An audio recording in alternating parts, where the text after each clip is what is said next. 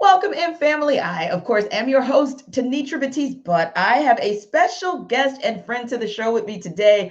I can give her all the kudos in the world because, of course, she's my friend. She's an amazing person, but let's take that and that's just put that to the side because you know what else she is? She is the NSMA Georgia Broadcaster of the Year finalist. She is anchor and reporter extraordinaire for 11 Alive and all of that. Miss Maria Martin, that's the beautiful lady you see sitting right next to me, beauty and brilliance, of course. She is joining us today for ATL Day Ones, and I'm going to toss out the question to her a little bit later. Maria, they got one dub, but is that enough to work on a run? And is it do or die for the folks in Flowery Branch? And finally, we are going to do in For the Culture rapid fire with Maria. So stick around because it's going to be a fun ride today. This is ATL Day Ones, part of Locked On Sports Atlanta. And it starts now.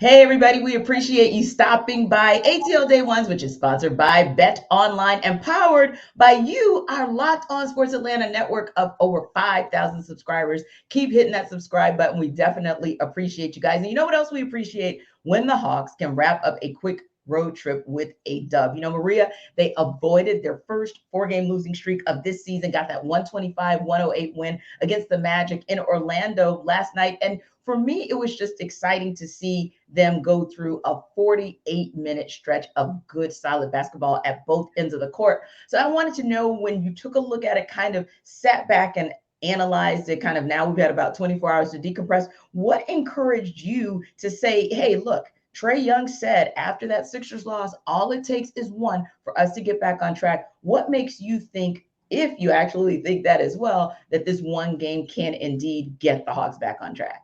Well, Trae is right. This is a team that has been able to have some of those games string together, and basketball is all about runs, as we talk about all the time, and they have had momentum in the past. And I really went into the Magic game thinking, if they don't win this game, I'm going to be really concerned because everybody knows that the Orlando Magic is struggling a whole lot. So for them to get in, it was more of a get-right game for me, and I felt like they did that, even though they came out with a couple of injuries, which are concerning. I know we'll talk about that. I think it was good to see everybody playing good basketball for the whole stretch of the game. However, I am still concerned with the perimeter shooting of this team, and everybody keeps saying that. I mean, I know Bogey is starting to get a little bit more healthy. We're waiting for him to get back. He could get back here in the near future, but Trae was 2 of 11, which was super uncharacteristic, and it's continued to be uncharacteristic for him. He's typically a really good three-point shooter, but he's had some other elements of his game step up. He's been really good in assists, and defensively, I thought he's looked better this year than he did last year. So I thought it was encouraging, and they're going to need it because they've got a tough stretch coming up. And you are absolutely right. That's still the number that kind of stands out when you look at Trae's 3-point percentage this season so far. But like you said, I will take that because A, we're only a quarter of the season in, so I'm still hopeful and encouraged.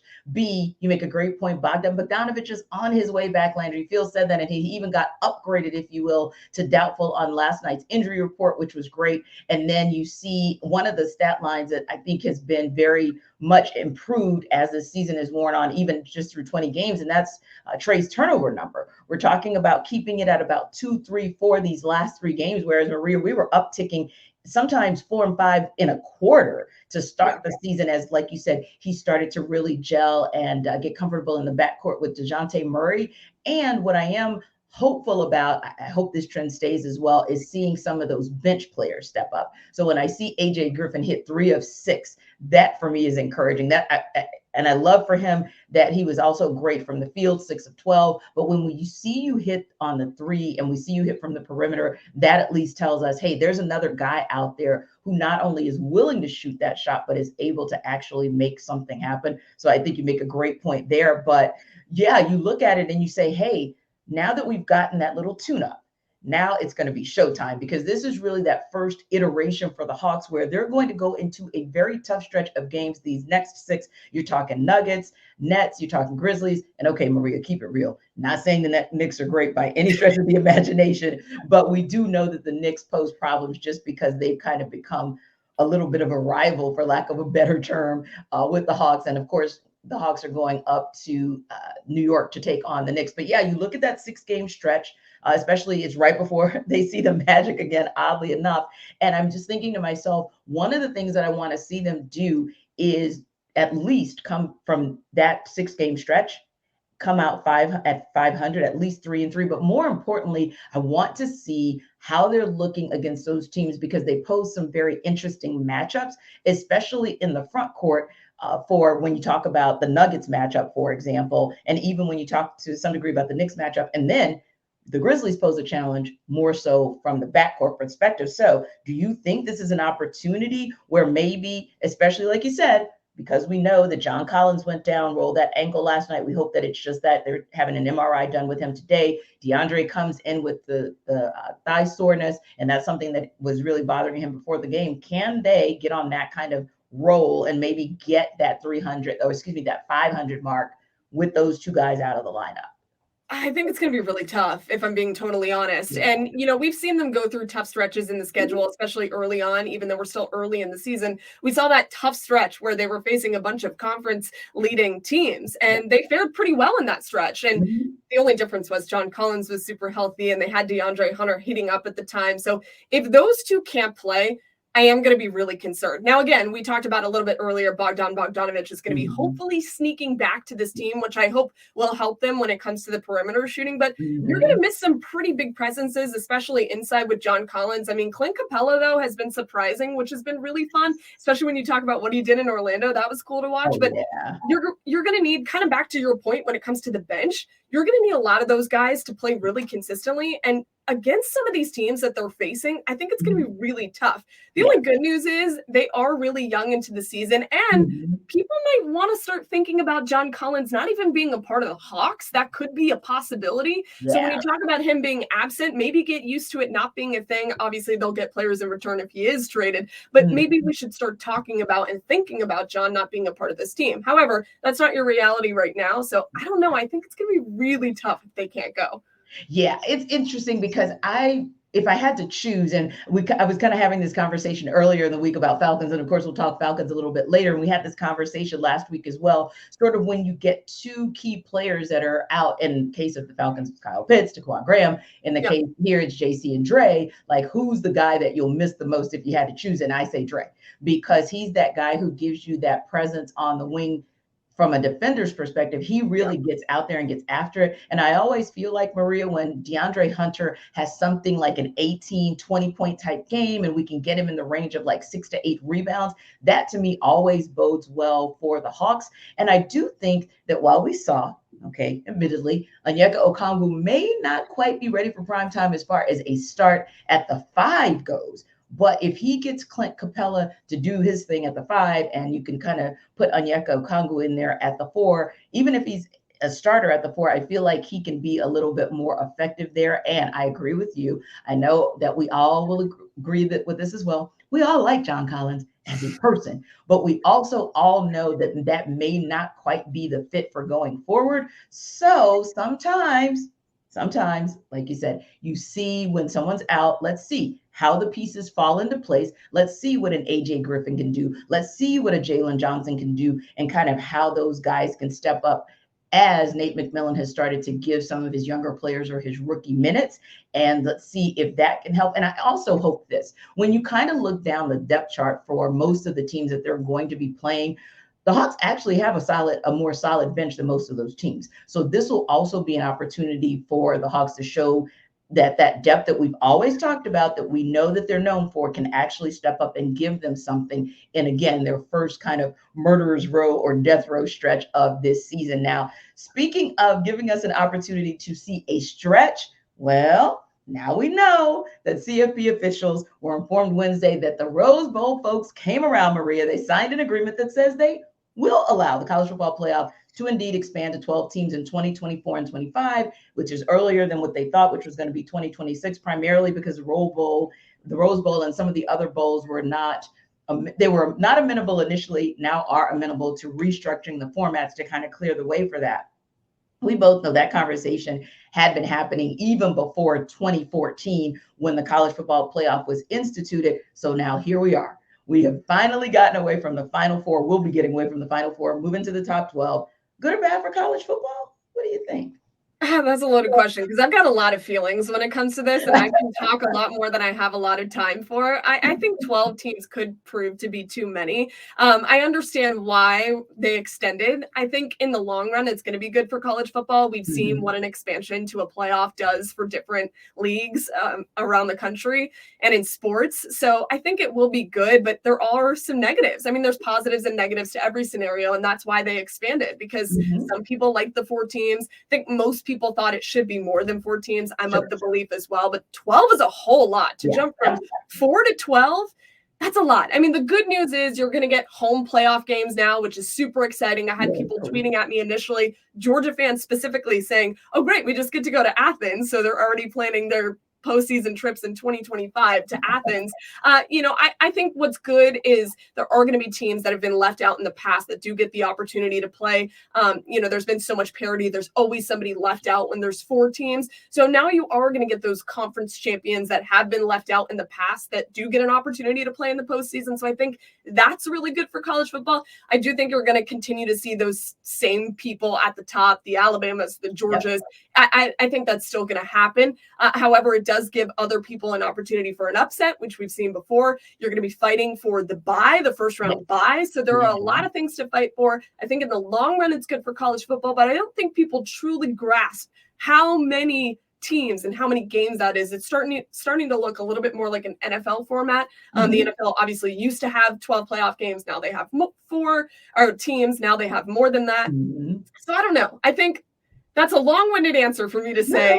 I think in the long run, it's good for college football. But initially, I think people are going to be really shocked to realize that it's a lot more biting off more than they can chew, I think, in the beginning. Oh, I agree with you. That was my first thought as well. Like, wow, a leap from 4 to 12. In my mind, I always saw the leap going to 6 maybe or 8, however, that would play itself out. But I thought there was going to be more of a progression to 12. And listen, 2023 is next season for all intents and purposes. And so before you blink, it'll be 2024, 2025, and they're rocking and rolling. And I thought, like you said, there are some iterations, and that's probably the number one thing I like.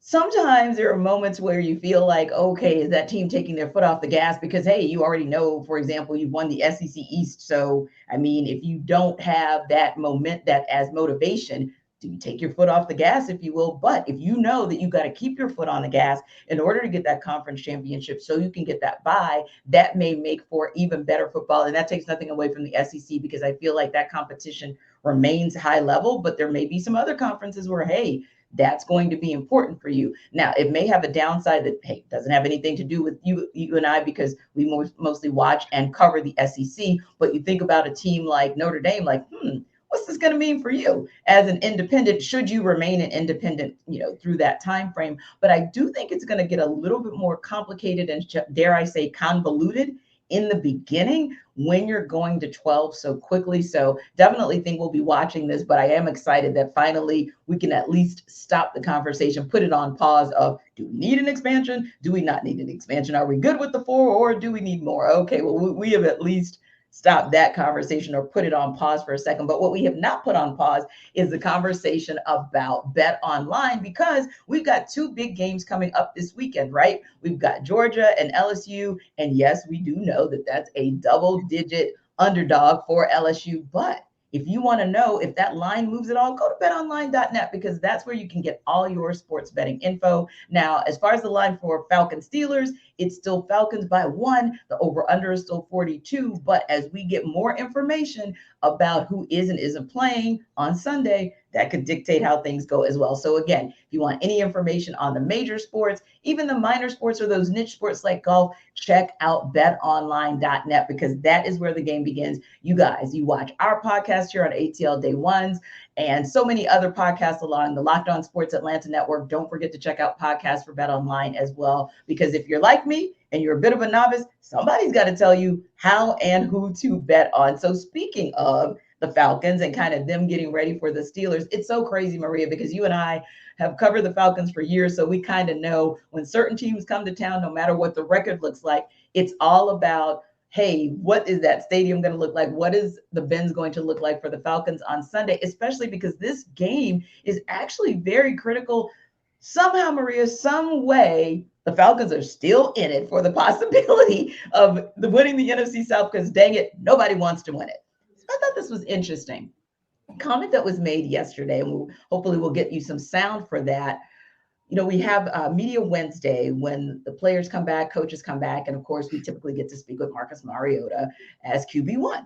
So he was asked the question of whether or not he thought this game was a must-win. I want you to take a listen and then give me your thoughts on if you thought he was saying that this was a must-win for the Falcons, for himself, or for both.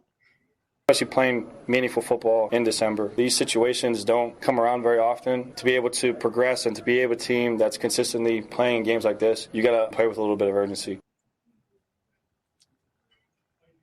Yeah, I mean, look, I think those comments are very interesting by Marcus. I think ever since the beginning of the year, we've been talking about this as a new opportunity for Marcus. And everyone's been saying, look, this is his opportunity to prove he belongs in the NFL. And to me, I always thought that this was his last opportunity. And that takes nothing away from the fact that we love Marcus. We think he's an awesome individual, but he has struggled as the quarterback of the Atlanta Falcons. And I totally am riding with Arthur Smith on the decision to keep him as the quarterback. I know that is the hot topic, and I know Falcons fans want to see Desmond Ridder, and I understand that. However, when you're still in the hunt, some way, somehow, of winning the division, I think you ride with the quarterback that you started with.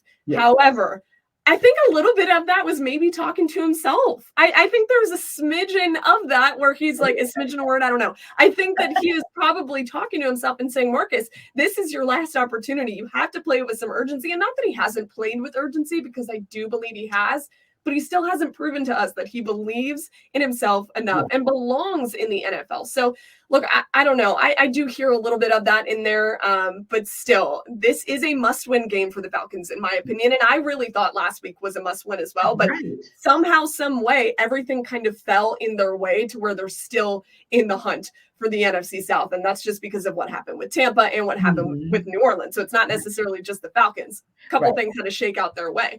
But yeah, look, Mariota's got to step up. He has to play with urgency. This is an opportunity where they can. And we'll see what happens on Sunday. Yeah, we will see. And I agree with you. I thought last week felt like a must-win game, but then again, Falcons were given a reprieve thanks to the Bucs. And so now here we are again, and it's a must-win game. I also heard a little bit in his voice of something in the back of his head that kind of came out in that answer that said, hey, I know it's kind of must win for me as well. Yeah, because if you by chance lose this game, let's go worst case scenario, because we know it's been a topic of conversation from week one. Worst case scenario, the Falcons do lose, and then the Bucs, they win. And the Falcons, of course, are going on a bye. So the Bucs win again. And then all of a sudden the Saints win, because they're kind of on the heels of the Falcons and Bucs, even with their swooning in and out this season. And so if you are now on the other side of that bye, and for whatever reason you're about mathematically eliminated from the playoffs, is that where finally the conversation turns to Desmond Ridder and we say, okay, time to take a look at our QB2 to see if we need to put him in as QB1 so that we can determine on the backside of this season whether or not there is a quarterback in this upcoming draft that we need to go after, because we don't see our guy. A little bit different from the Steelers, right? Because on some level, they're kind of mirroring one another, but on another level, they're not, because Mitch Trubisky more than gave the job to Kenny Pickett. I say that with all full disclosure. I'm a Steelers fan, just saying. But, their situation was different because Trubisky kind of gave it to him. And once Pickett kind of shook off some of the rust and some of the nerves, if you will, he's been solid.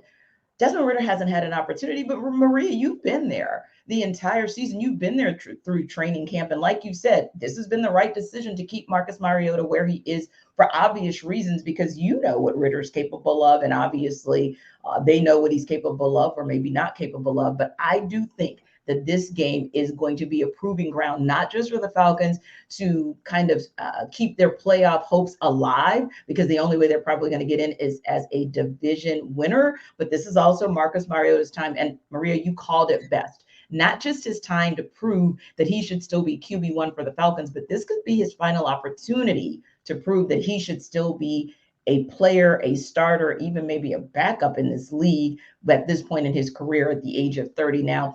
That's a hot topic. here in Atlanta, right? But across the league, there are so many intriguing and interesting storylines, right? So the NFC South is not the only division where there are 2 or 3 teams who are vying for big time things. There's Deshaun Watson coming back. Of course, we know he's an Atlanta Metro native. What's that Browns Texans game going to look like this weekend? You want to hear about it? Go to Locked On Sports today. Just like you guys stop by ATL Day Ones for all your great news for the Atlanta sports landscape. Check it out there as well. They talk about the biggest stories of the day. They give reaction as well. So they've got it all wrapped up right there for you. And just like we have for the culture here in ATL Day Ones, they've got Take of the Day. That's sort of their version of a hot take story. So whenever you go to download us, wherever you download your podcasts, or if you go to the Odyssey app or even YouTube after you check out ATL Day Ones, especially when we give you guys great guests like Maria Martin, don't forget to check out Locked On Sports today. It's such a cool ride. And because we're a part of the Tegna family, you never know when you might see her or when you might see me pull up to sports. Locked On Sports today as well. Now, the other thing I was thinking about is this. It's very interesting because, as we know, last week, the run defense was a little bit challenged for the Falcons in that they gave up 172 yards to the Commanders, essentially their running back by committee, although Brian Robinson kind of led the way. Well, you could see the same thing this week as well because Najee Harris is hurt, but he doesn't have a major injury. But Benny Snell and company did a fine job against the Colts Monday night. Exact same outcome, 172 yards.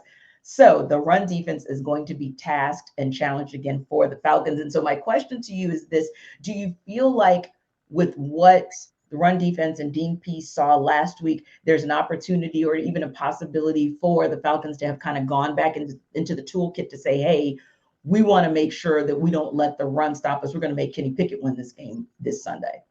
Yeah, of course. I mean, you can always count on that. And especially the theme that I go back to with the NFL this season is any given Sunday, baby. I mean, that is literally what it is. And when you look at the Steelers and Falcons in the past, in history, it tells you that it doesn't really matter what's going on when you look at the statistics and the stat sheet. This game has always been kind of wonky. And I think this is a really good opportunity for the Falcons, especially the defense, who we've ragged on all season long. And for good reason, literally in run defense, pass defense, total defense, they are near the bottom of the NFL, if not very last in every statistical category. However, you have some of the guys on the defense, especially in the secondary, trending upwards. This late in the season is a really positive thing. Arnold Ebiketie would be the first one that comes to mind. I mean, you have to force Kenny Pickett to throw the ball this week. That's what you have to do. And you can't let them. This has been the theme with the Falcons every single week. You cannot let other teams beat you at your own game. And that is exactly what the Commanders did. That's exactly what they need to make sure that the Steelers do not do. So I think it is possible that Dean Pease can go back into the toolkit and hopefully restructure some things to make sure that you're forcing Kenny to be uncomfortable. This is a team that doesn't blitz very often. The Falcons, they do not do that very often at all. Their pass rush has been really interesting too. So I don't know. The defense, I never believe in them. That's me being nice. I never believe that they can win the ball game for the Falcons. However, I do think parts of the defense are their trajectory is going upwards. So it's possible, but still, I think that's my biggest area of concern with this team. All things with Marcus Mariota aside, I still think the defense is my biggest worry every Sunday. Yeah, I would agree with you on that as well, because when it comes down to it, the one thing that the Steelers were able to do against the Colts and the Commanders were able to do against the Falcons, like you said, is one play here, one play there. They beat the Colts at their own game, and then the Commanders did the same to the Falcons. But I do like the fact that A.J. Terrell is back there. That's always like, I don't know, it's almost like our little comfort, our security blanket in the secondary. So like you said, if we can just get a play here, a play there, Lorenzo Carter, if we can just get some players to just kind of step up, as I always say, obviously you're not going to have TQ, but can anybody give Grady Jarrett some help? Because if Grady can get just a little bit of help up front and at least keep the Steelers offensive line honest, then there's an opportunity for somebody to bring pressure, even if it's not getting home completely and sacking Pickett, just rattle him enough, get his timing off, because if he can't get to his biggest threat, George Pickens, his biggest threat down the field, then that really is limiting the Steelers game, and that's kind of limiting what Mike Tomlin and company are able to do. So yeah, I feel like Dean Pease definitely is a master at scheming for the personnel, that he has. He probably finds himself back in a situation like last season where he doesn't have the personnel that he kind of needs. But that also means every man has to step up if the Falcons are going to win this game. To your point, it could come down once again to one play. So somebody has to be prepared, and I think it's going to be on defense. Somebody needs to be prepared, like we've seen earlier in the year, like a Richie Grant or a Jalen Hawkins or whomever that person is going to be, to step up and make sure that if this comes down to that final play, that final possession, the Falcons walk away from the bins as winners. But in case they do not, Maria, you know what? They can go to built.com and get themselves some Built Bars, because they're probably going to need to drown their sorrows somehow. And what better way to drown your sorrows than with real chocolate, right? So Built Bars, Built Bars, it's interesting because if you are a chocolate person or you like cookie dough puffs like we liked back in the day when we were little kids, then it's the perfect snack for you, because it's the one snack where you've got 100% real chocolate and you don't have any more than 160 grams of fat, but you get 15 grams of protein, and that just makes that bar that much more soluble. So like I said, if you are sitting there or you think you're going to be sitting there stressed out Sunday, trying to figure out if the Falcons are going to win or lose that game, or if you're stressed out, like sometimes Maria and I get like a little bit triggered because we've got to make our way to the Benz or Flowery Branch, or we've got to make our way to State Farm Arena in crazy, crazy traffic here in Atlanta.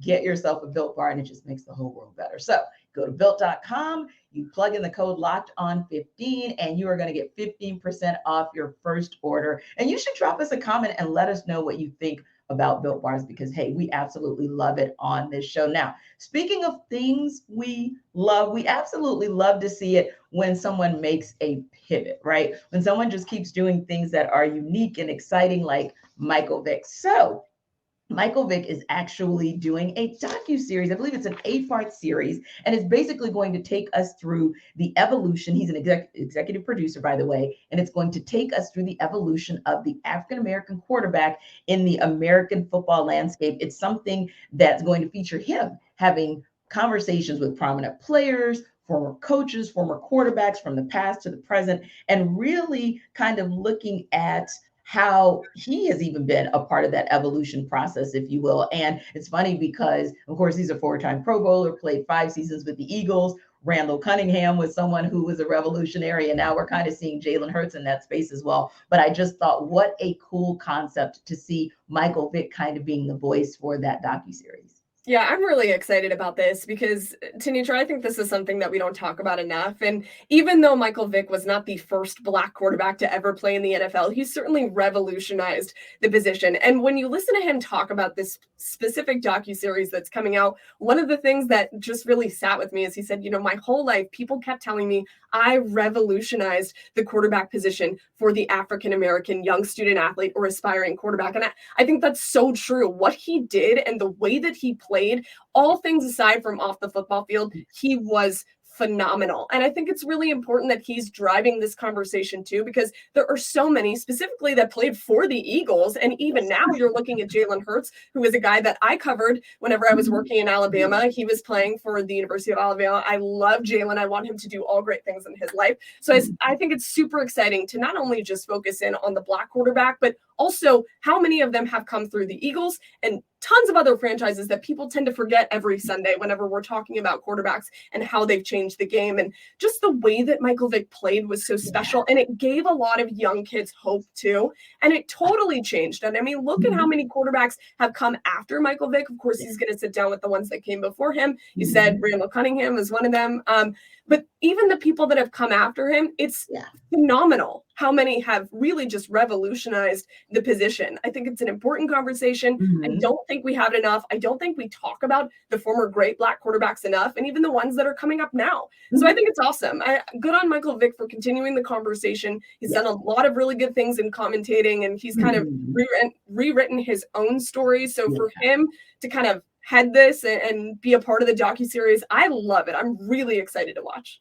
Yeah, and you make a great point about the fact that if there's any guy who can talk about the evolution of anything, in this case, the evolution of the Black quarterback in professional football, but he as a human being having evolved himself, it's almost like those storylines just cannot match up any better, right? So yeah, it's really, really exciting. And you're right, people low-key don't know. He's a really good commentator, by the way. So if you haven't seen him with his commentary for Fox Sports, or if you haven't seen him sit down with other players, he is absolutely fantastic, and he can get some great nuggets out of them. So yeah, that's definitely a docu-series that I'm excited to see. And like you said, kind of taking us back down memory lane of all of the African-American quarterbacks who brought us here to this point, because I absolutely love, like you said, you had the opportunity to cover Jalen Hurts. I know some of the people who've grown up with him in the Houston, Texas area, and people just rave about him and how amazing he is going to be. Like, no, this is just scratching the surface. This guy's going to be amazing. But also just having an opportunity, having covered the Bucs the year that Doug Williams was being inducted into their Ring of Honor. And, you know, he's one as well who just continued to like blaze trails and continues to blaze trails with the work that he's doing with the Commanders as well. So yeah, I am one who will be watching that docu-series. Now, speaking of watch, if you guys don't already follow us on social media, you're bad. But Maria's a great follow. That's why I'm saying that. So you guys need to check her out on Twitter as well as Instagram. But one of the reasons I mentioned that is because, you know, I'll check into Instagram each and every day. I kind of check out to see what Maria does and some of our other friends here in Atlanta Metro on the sports scene, right? But I also follow both Sierra and Russell Wilson. So I happened to check literally last night before I wrapped up for the night. I wanted to see like what they put on their feeds.